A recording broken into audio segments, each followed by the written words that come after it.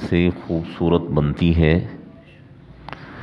جتنے اعمال خوبصورت ہوں گے زندگی بھی اتنی ہی خوبصورت ہوگی۔ اور ان اعمال میں اللہ جل شانہ نے بڑی تاثیر رکھی ہے۔ صحابہ کرام کے پاس دنیاوی ساز و سامان نہیں تھا، لیکن ان کے پاس اعمال تھے۔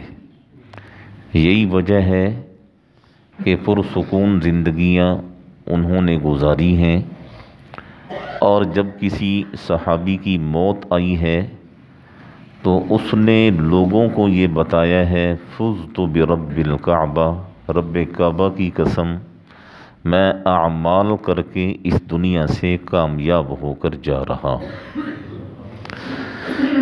ایک صحابی رضی اللہ عنہ ہیں، وہ فرماتے ہیں کہ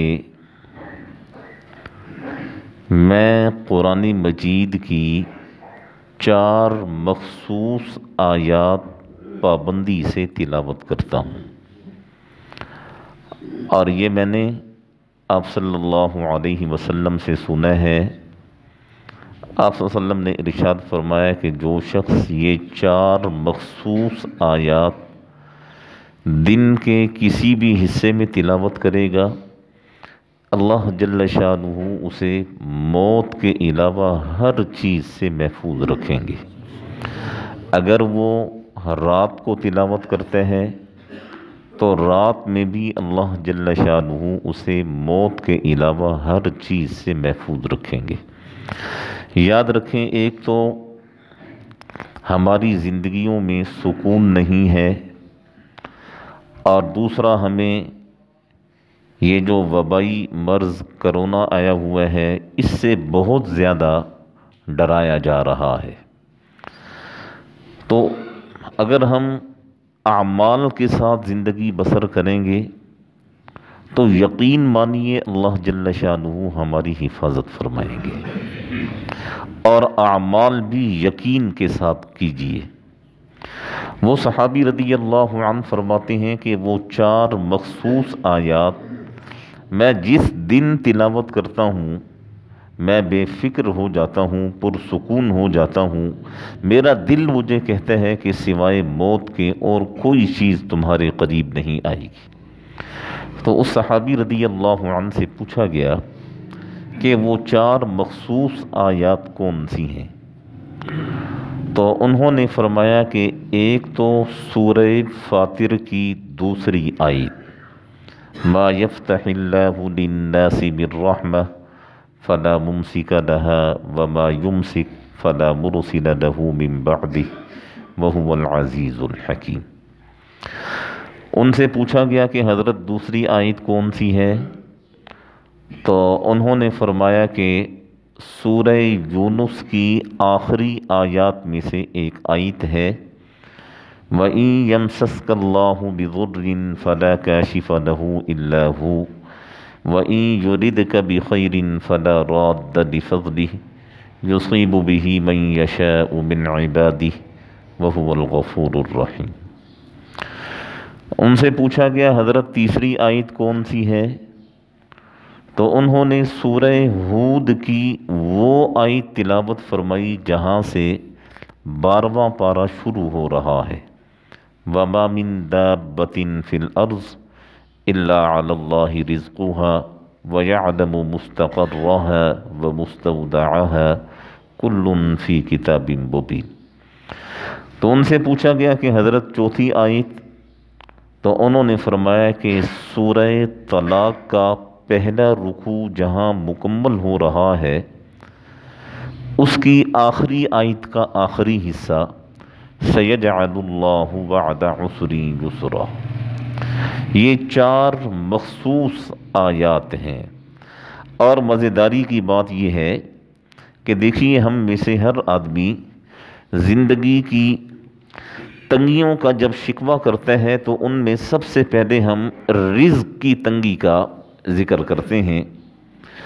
تو یہ جو 4 آیات ہیں ان میں 3 آیات 2 آیات رزق کے متعلق ہیں کہ انسان کو سمجھایا جا رہا ہے، بتایا جا رہا ہے کہ رزق جتنا تیرے مقدر میں ہے تجھے اس وقت تک موت نہیں آئے گی جب تک کہ وہ رزق تجھے مل نہ جائے، اور جب تک کہ وہ تیرے منہ کے راستے سے پیٹ میں نہ چلا جائے۔ اور اگر کوئی تکلیف آ جاتی ہے، تنگی آ جاتی ہے، بیماری آ جاتی ہے، تو اس میں بھی یہ بتایا گیا یمسسک اللہ بضر فلا کاشف لہ الا ہو، اگر اللہ جل شانہ تجھے امتحان میں ڈالنا چاہیں، بیماری میں، تکلیف میں ڈالنا چاہیں، کائنات کی کوئی طاقت اس تکلیف کو ختم نہیں کر سکتی ہے۔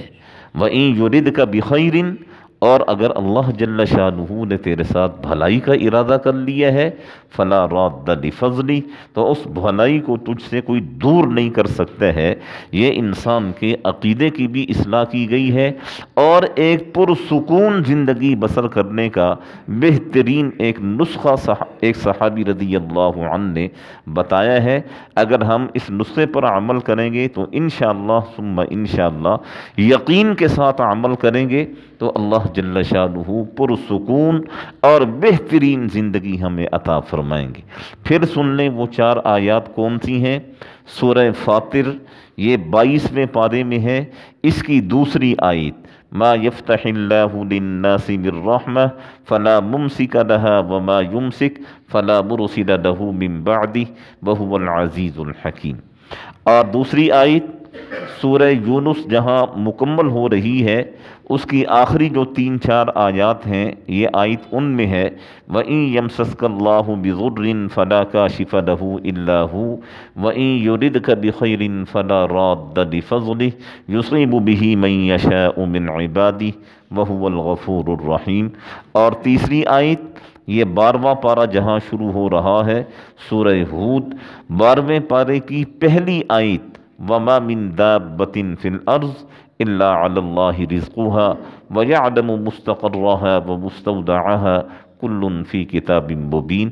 اور چوتھی آیت 28ویں پارے میں ایک سورت ہے سورہ طلاق، اس کا پہلا رکوع جہاں مکمل ہو رہا ہے، اس پہلے رکوع کی آخری جو آیت ہے اس کا آخری حصہ سَيَجْعَلُ اللَّهُ بَعْدَ عُسْرٍ يُسْرًا۔ یہ 4 آیات تلاوت کریں، انشاءاللہ ثم انشاءاللہ پرسکون بہترین زندگی بسر کریں گے۔ اگر کوئی شخص آپ میں سے قرآن مجید پڑھا ہوا نہیں ہے اور وہ ان آیات کی تلاوت نہیں کر سکتا ہے تو ان آیات کو لکھ کر اپنی جیب کے اندر رکھ لیں، انشاءاللہ ثم انشاءاللہ اس سے بھی اللہ جل شانہ آپ حضرات کی حفاظت فرمائیں گے، بلکہ ہم سب کی اللہ جل شانہ انشاءاللہ حفاظت فرمائیں گے۔ یہ وہ قرآنی اعمال ہیں، یہ وہ خوبصورت اور بہترین نسخے ہیں جن پر صحابہ کرام نے عمل کیا ہے، اور عمل کرنے کے بعد ان کی تاثیر کو انہوں نے پایا ہے، پانے کے بعد پھر انہوں نے ان اعمال کو امت تک پہنچایا ہے اور امت کو بتایا ہے۔ دعا فرمائیں اللہ جل شانہ ہم سب کو صحیح معنی میں سمجھنے کی، صحیح معنی میں عمل کرنے کی توفیق نصیب فرمائے۔